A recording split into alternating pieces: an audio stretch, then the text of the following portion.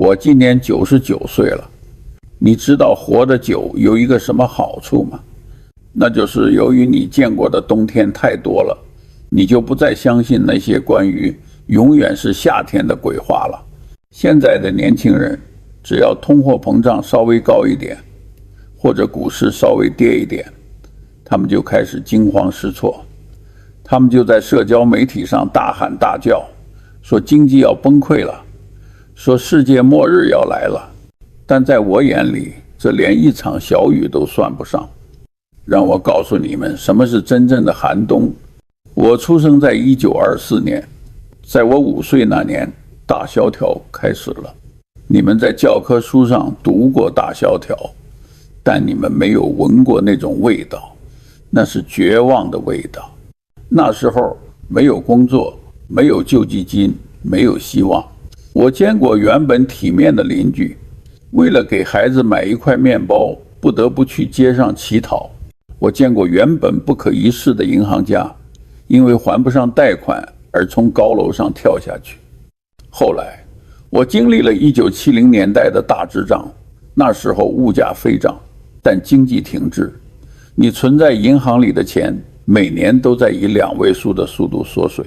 如果你买了股票，那么在整整10年里，你的回报率几乎是0，那是一种让人窒息的死寂。再后来是2000年的互联网泡沫和2008年的金融海啸。我为什么要跟你们说这些？不是为了吓唬你们，也不是为了倚老卖老，我是为了告诉你们一个被现代人遗忘的常识：冬天是必然会来的，周期就像地球的自转一样，是不可避免的物理规律。有繁荣就一定有萧条，有疯狂就一定有崩溃，有夏天就一定有冬天。但是现代人似乎得了一种健忘症，过去几十年的繁荣让你们误以为经济增长是理所当然的，工资上涨是理所当然的，明天会比今天更好是理所当然的。你们根据这种理所当然来规划自己的人生。你们背负着30年的房贷，假设自己永远不会失业。你们透支信用卡，假设下个月的奖金一定会发。你们把所有的钱都投在股市里，假设牛市永远不散。这不叫乐观，这叫幼稚。这种幼稚在风和日丽的时候看起来没什么问题，但只要暴风雪稍微刮一下，你们的生活就会像纸房子一样倒塌。我常说，我这辈子之所以能赚到钱，而且能守住钱，不是因为我能预测冬天什么时候来，没人能预测冬天什么时候来。那些在电视上信誓旦旦预测宏观经济的专家，大多是骗子。我靠的是一种更笨但更有效的方法。我假设暴风雪明天就会落下，我的一生都是在为那个最坏的情况做准备。有人笑话我说，查理，你太悲观了，你错过了好多赚快钱的机会。没错，我是错过了一些在悬崖边跳舞的机会，但我活到了99岁，而且我依然很富有。而那些笑话我的人，很多人早就冻死在之前的某一个寒冬里了。现在我看着这个世界，看着高企的债务，看着疯狂的投机，看着地缘政治的冲突，我闻到了那股熟悉的味道，寒气正在逼近。如果你想在这个充满不确定性的世界里听到那些华尔街不愿告诉你的真话，如果你想在风暴来临前穿上那件最厚实的铠甲，请现在就订阅这个频道，因为在这里我们不贩卖焦虑，我们只提供经过近100年历史验证的生存指南。我不知道下一次大萧条会在明天，还是在明年，还是在10年后，但我知道它一定会来。当它来临时，它不会发预告函，它会像半夜的强盗一样，突然踹开你的门，抢走你的工作，腰斩你的资产，摧毁你的尊严。那么作为一个普通的个体，我们该怎么办？是在恐惧中瑟瑟发抖吗？还是像鸵鸟一样把头埋在沙子里？都不对。你需要在暴风雪来临之前修好你的屋顶，囤好你的柴火，练好你的肌肉。你需要把自己变成一个幸存者。今天我要教给你们3条生存法则。这3条法则帮我度过了1929，度过了1973，度过了1987，度过了12008。只要你做好了这3个准备，无论冬天有多冷，你不仅能活下来，你甚至能在冰天雪地里看到别人看不到的风景。准备好了吗？让我们从第一个准备开始。这是一个简单的数学公式，但它能决定你这辈子是痛苦还是幸福。我们先来解决最重要的问题。在寒冬里，真正冻死人的往往不是低温，而是你那脆弱的神经。我发现现代人有一个非常奇怪的现象，你们拥有的物质财富比100年前的国王还要多。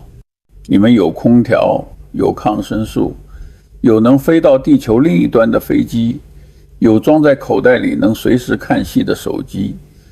按理说，你们应该每天都高兴得合不拢嘴，但事实恰恰相反。我看现在的年轻人比我们那个在泥地里打滚的年代要痛苦10000倍。你们焦虑，你们抑郁，你们充满了怨恨。为什么？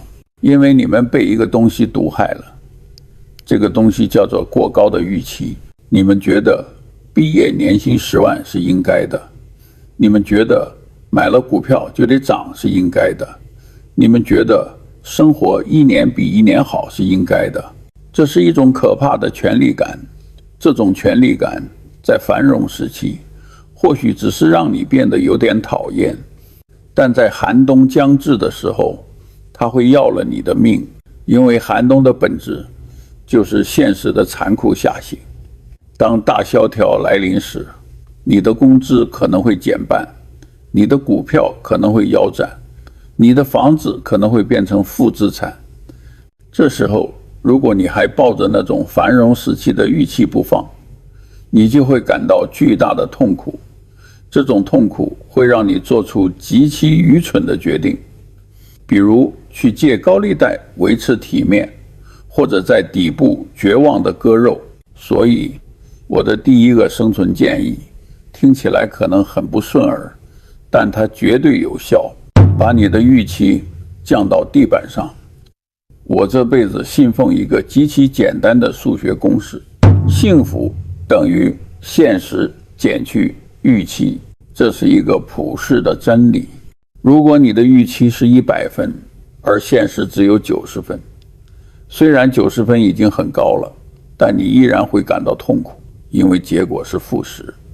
但如果你的预期只有50分，而现实是60分，你就会感到无比的幸福，因为结果是正10。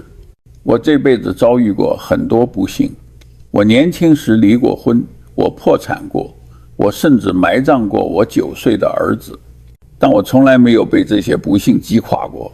为什么？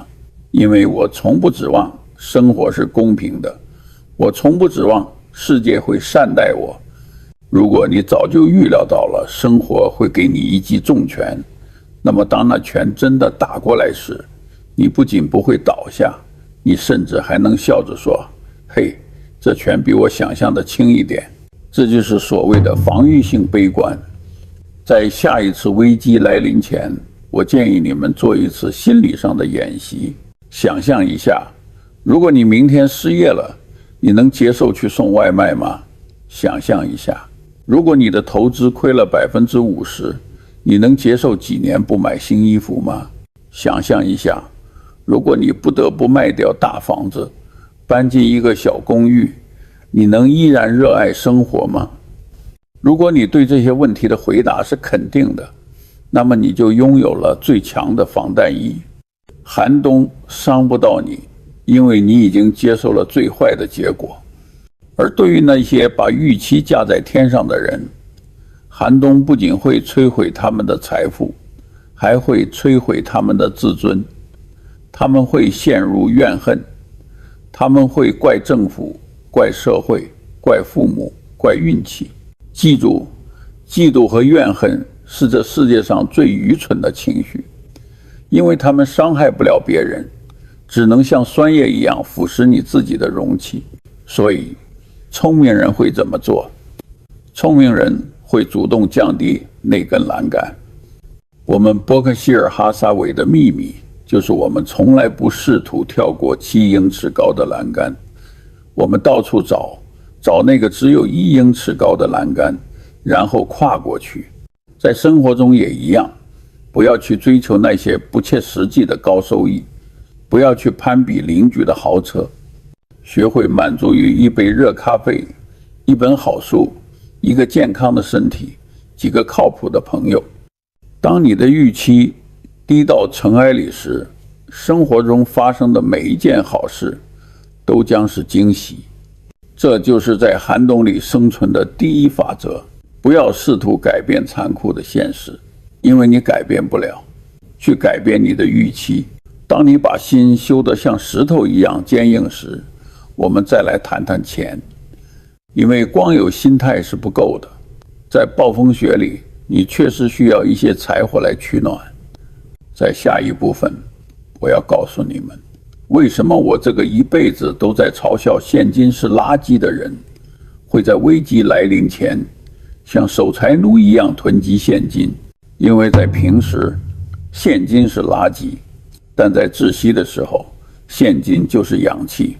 解决完了心态，我们来谈谈那个最俗气但也最重要的问题：钱。如果你看过伯克希尔哈撒韦的财报，你会发现一个奇怪的现象，哪怕是在通货膨胀最严重的时候，我们的账面上也永远躺着1000多亿美元的现金。华尔街的那些聪明人经常嘲笑我们，他们说：查理，你们太保守了，现金是垃圾啊，每过1年，通胀就会吃掉它5%甚至更多。你们拿着这么多现金不投资，是在浪费股东的钱。从数学上看，他们是对的。长期来看，现金确实是回报率最差的资产，但是从生存的角度看，他们是大错特错。我和沃伦·巴菲特有一个著名的比喻，现金就像氧气，在平原上，在风和日丽的日子里，氧气到处都是，你根本感觉不到它的珍贵。这时候你背着一罐氧气瓶走路，确实显得很傻，很累赘。但是金融市场不会永远是平原，它会突然变成真空状态。当2008年那样的危机来临时，信贷市场在一夜之间冻结，银行不借钱了，股市崩盘了，所有的流动性瞬间消失。这时候整个市场就像被抽干了空气的房间。那些平时嘲笑我们持有现金的人，那些为了追求高收益而把杠杆加满的人，那一刻都在窒息中挣扎。他们不得不跪下来求我们，把他们手里最优质的资产以白菜价卖给我们，只为了换一口氧气。所以我们持有的不是现金，我们持有的是一张永不过期的看涨期权。这张期权让我们在所有人都恐慌的时候拥有了进攻的能力，也让我们在世界末日看起来快来临的时候依然能睡得像个婴儿。对于普通的你们来说，逻辑是一样的。现在的理财专家都在教你们怎么跑赢通胀，怎么把每一分钱都投进股市。但我给你们的建议恰恰相反，在寒冬来临前，请务必建立你的现金堡垒。这不是为了赚钱，是为了保命。首先，你要消灭你的债务。债务是现金的反义词。如果现金是氧气，那债务就是你脖子上的绳索。在繁荣时期，绳子是松的，你感觉不到。你可以借钱买房，借钱买车，借钱消费，你觉得只要工资按时发，这就不是问题。但是当大萧条来临，当你的工资断供，那根绳子会瞬间收紧。我见过太多聪明人，因为背负了过高的杠杆，在危机中因为一次小小的现金流断裂，就被迫在底部卖掉所有的资产，一夜回到解放前。所以如果你的信用卡还有欠款，如果你的车贷还没还清，请立刻停止消费，把它们还清。不要让任何人在你最脆弱的时候拥有勒紧绳索的权利。其次，你需要建立一笔去死吧资金。这是一个粗俗的词，但它很有用。这是我年轻时给自己设定的目标。我存了一笔钱，这笔钱足够我2-3年不工作也能维持生活。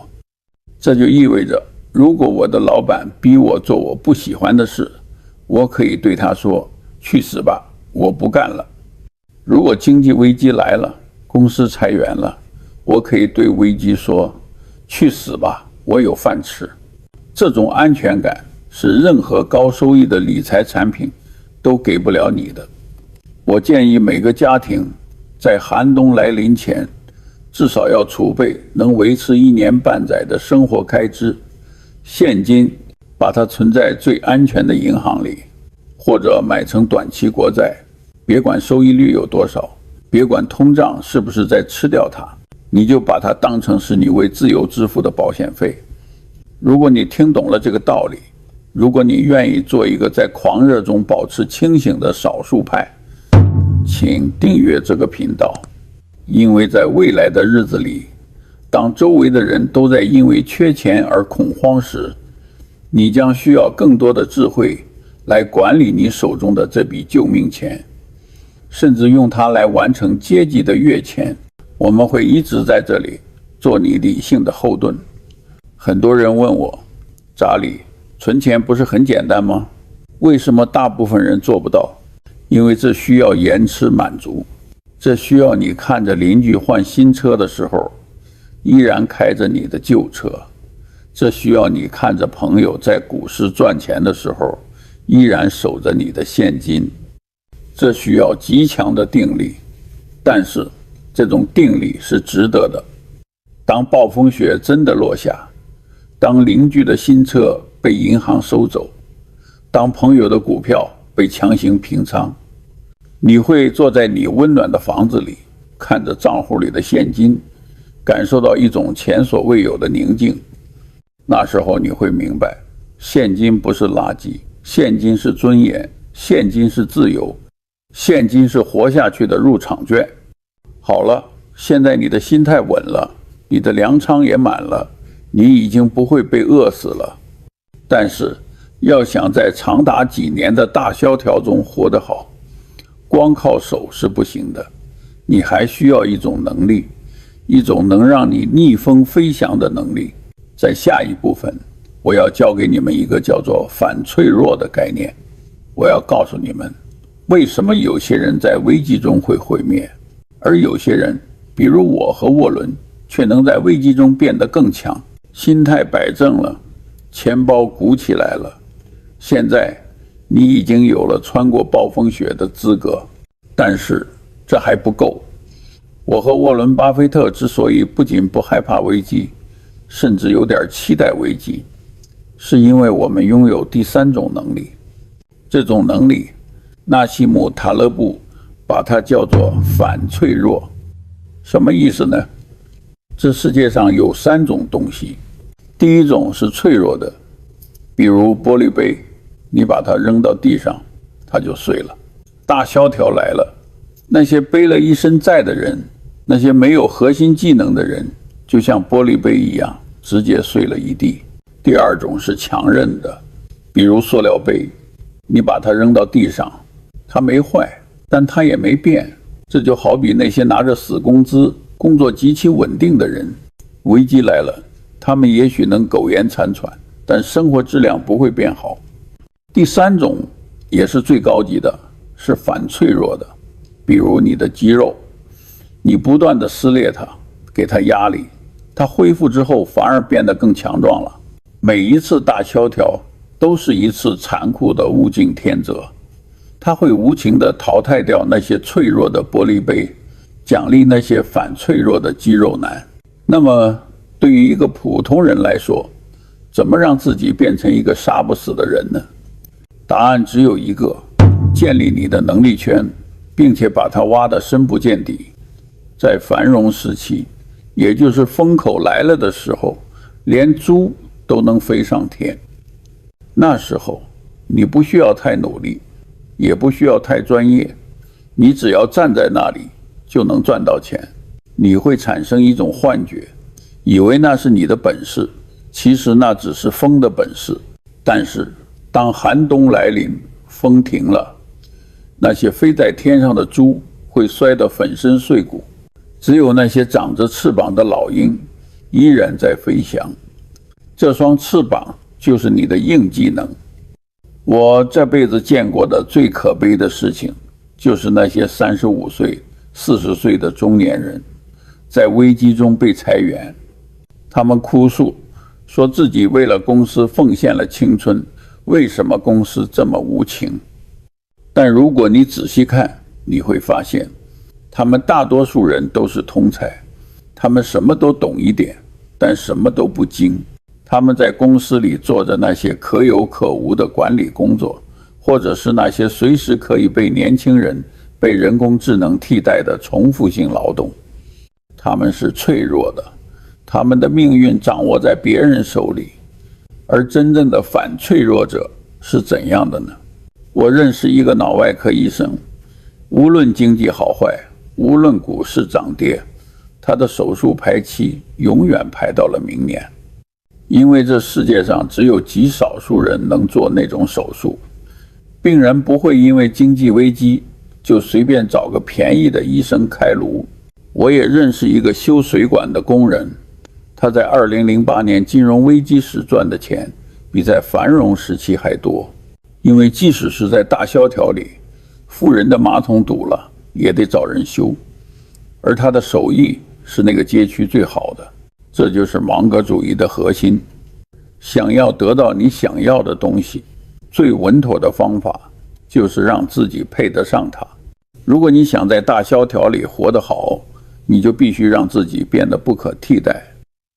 你需要问自己一个残酷的问题：如果明天我的公司倒闭了，如果行业消失了，我手里的这项技能还能不能让我在市场上换来一碗饭吃？如果答案是否定的，那么你现在就很危险。在寒冬真正来临前的这段时间，是你最后的窗口期。别再去搞那些花里胡哨的副业了，别再去学那些所谓的速成理财了。静下心来，打磨你的手艺。如果你是程序员，就去钻研最底层的代码，成为那个能解决别人解决不了的 bug 的人。如果你是销售，就去磨练你的沟通技巧，成为那个能把梳子卖给和尚的人。如果你是厨师，就去研究你的菜谱，让你的菜好吃到别人愿意排队2小时。这就是你的护城河。我和沃伦·巴菲特，我们每天都在阅读，每天都在学习。我们都90多岁了，依然像个贪婪的学习机器。为什么？因为我们知道世界在变，旧的知识会折旧。如果我们停止学习，我们就会变成那个脆弱的玻璃杯。我们有一句口号：每天睡觉前要比醒来时聪明一点点。这一丁点的进步，在几天里看不出来，但在几十年里，在那种漫长的寒冬里，它就是生与死的距离。当别人在抱怨环境不好时，你在磨练技能；当别人在焦虑等待救济时，你在读书思考。等到春天来临的时候，你会发现你已经把他们甩开了108000里。这就是反脆弱的真谛。不要浪费每一次危机，利用危机给你的压力逼迫自己进化。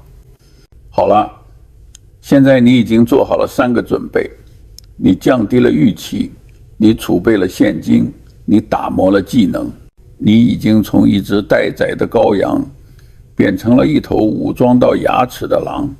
但是即使是狼，如果在暴风雪里走错了路，也会掉进冰窟窿里。在下一部分，我要给你们最后的警告，这是我在历次危机中看到的血淋淋的教训。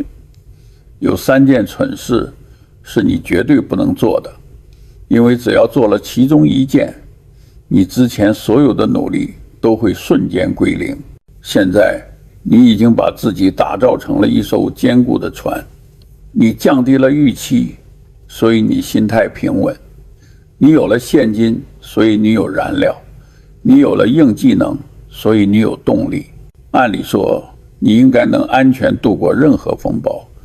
但是，作为一个看了99年人性的老头子，我必须给你最后的警告：即便是一艘不沉的泰坦尼克号，如果船长非要往冰山上撞，它也是会沉的。在危机时刻，比起做什么正确的事，更重要的是别做傻事。这就是我常说的反向思维。我只想知道我会死在哪里，这样我就永远不去那里。在大萧条的暴风雪中，有3个冰窟窿，是无数聪明人掉进去就再也没爬出来的。请你务必刻在脑子里，永远绕着走。第1个冰窟窿叫做用杠杆抄底。当寒冬来临，资产价格会暴跌，好公司的股票会打折，房子会变得很便宜。这时候，你的贪婪会被激发出来，你会想：天哪，这是千载难逢的机会，我手里的现金不够多，我应该借钱买入，这样等春天来了，我就发财了。请千万不要这么做，因为在危机中，市场是非理性的，便宜的东西可以变得更便宜。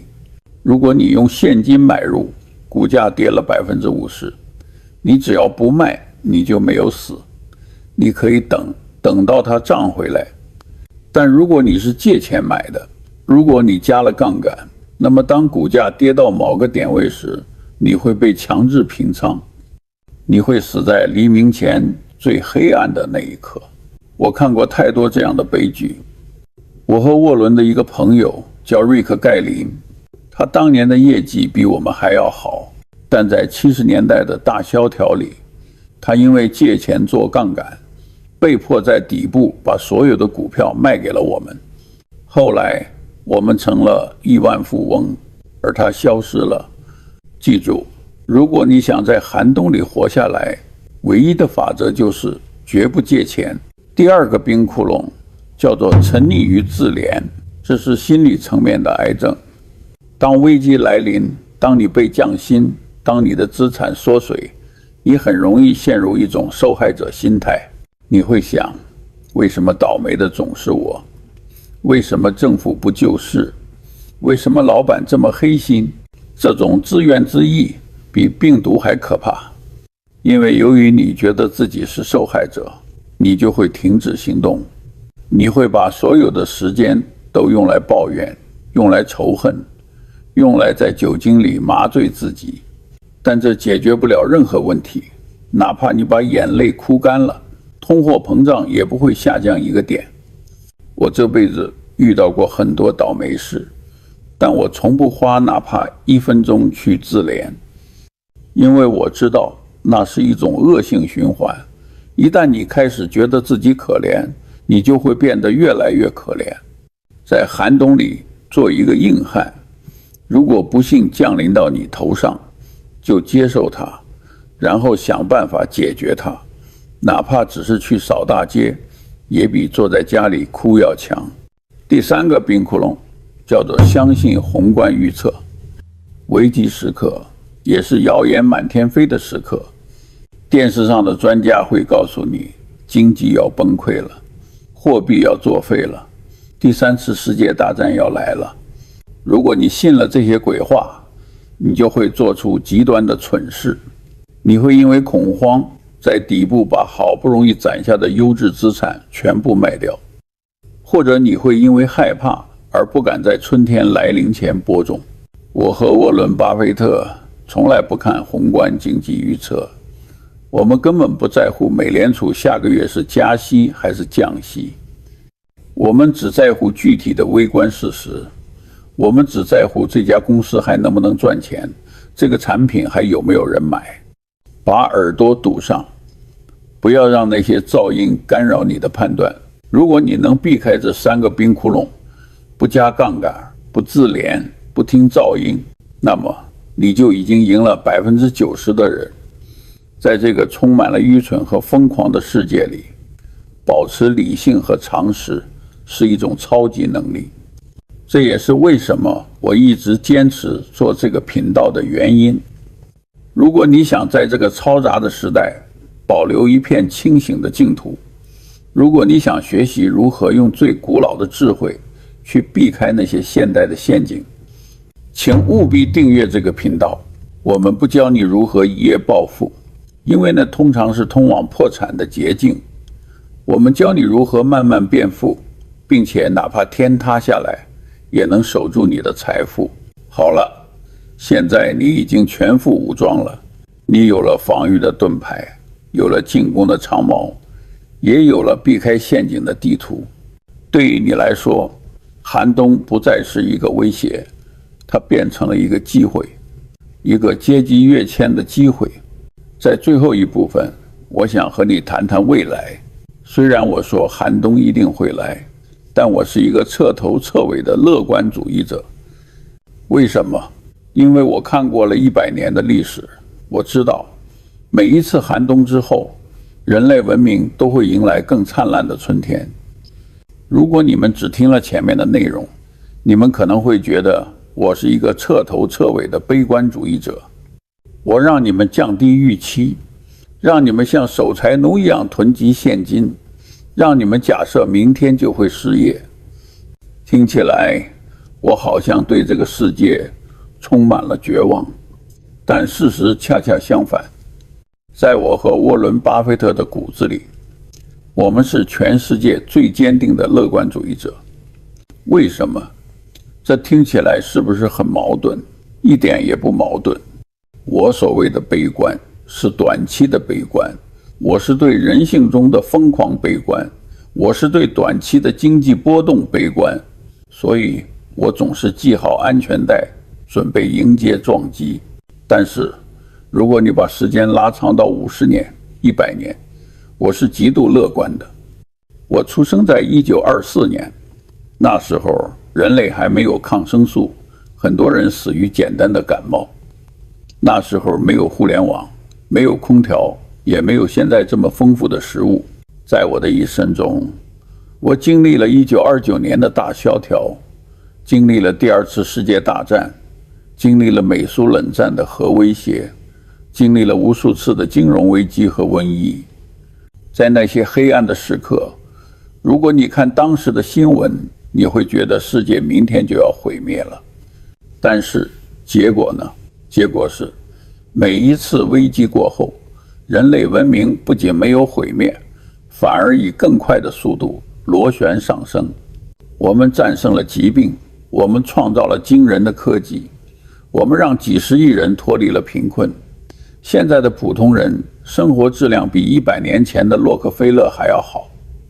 这就是资本主义的韧性，这就是人类智慧的韧性。所以我让你们做那3个准备，不是为了让你们在恐惧中躲在地下室里发抖，恰恰相反，我是为了让你们在所有人都恐惧的时候拥有乐观的资本。你想想看，如果你没有债务，如果你手握现金，如果你拥有一身无可替代的硬技能，当寒冬来临，当资产价格暴跌，当竞争对手都在哀嚎的时候，你会看到什么？你看到的不是灾难，你看到的是遍地的黄金。你可以用极其便宜的价格买下那些伟大的公司，你可以趁着别人裁员的时候去招募那些被错杀的顶尖人才，你可以在别人收缩的时候去占领那些空白的市场。对于有准备的人来说，大萧条不是葬礼，而是盛宴。这就是我和沃伦·巴菲特一辈子在做的事情。我们在繁荣时期看起来很保守，很迟钝。我们看着别人赚快钱，自己手里捏着现金不动。但是一旦危机爆发，我们就变成了最凶猛的猎人。我们倾巢而出，去收购，去下注，去拥抱那个被打折的未来。因为我们深信冬天终将过去，春天一定会来。而那些在冬天播下的种子，会在春天长成参天大树。所以年轻的朋友们，不要害怕寒冬。寒冬是大自然的清洁机制，它会冻死那些害虫，淘汰那些虚弱的、投机的、疯狂的泡沫。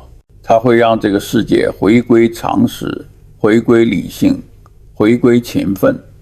这对于像你们这样愿意学习、愿意忍耐、愿意打磨手艺的老实人来说，其实是一件好事。不需要焦虑，不需要恐慌，只要你按照我说的，降低预期，储备氧气，练好肌肉，避开杠杆，那么无论未来发生什么，无论风暴有多大，你都将是那个笑到最后的人。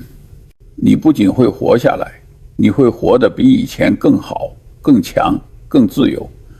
这就是我一个99岁的老头子送给你们的生存指南。在这条漫长的投资与人生之路上，我会一直在这里陪着你们，用常识对抗疯狂，用理性穿越周期。让我们一起在这个不确定的世界里做一个确定的幸存者。下期见。